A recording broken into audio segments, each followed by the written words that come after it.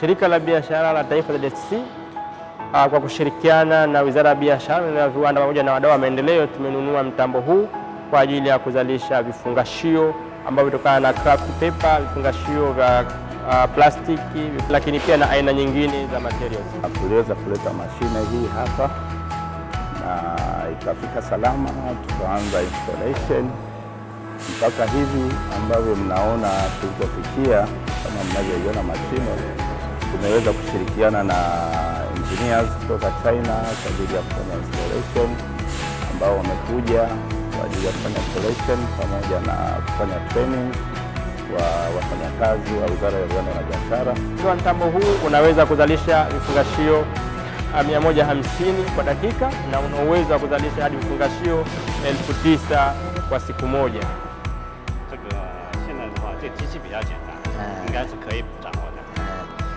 Kwa maoni yangu mashine hizi ni simple, yani ni rahisi. Kwa hiyo na matumaini kabisa vijana hawa wanaweza kuzijua mapema na kuweza kufanya kazi wenyewe. Ile ni raw material zetu ambazo tunazitumia kwa ajili ya kuchakatua hii au kufikia hatua ya mwisho kwa ajili ya utengenezaji wa mifuko.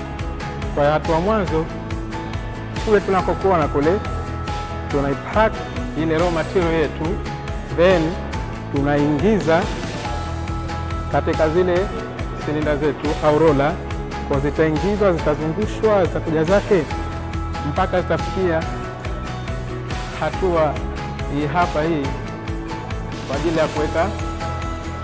ya kuweka zipu, na hapo itaingia na zipu itakuwa inabanwa, then itaingiza kidogo kidogo mpaka itafikia hatua ya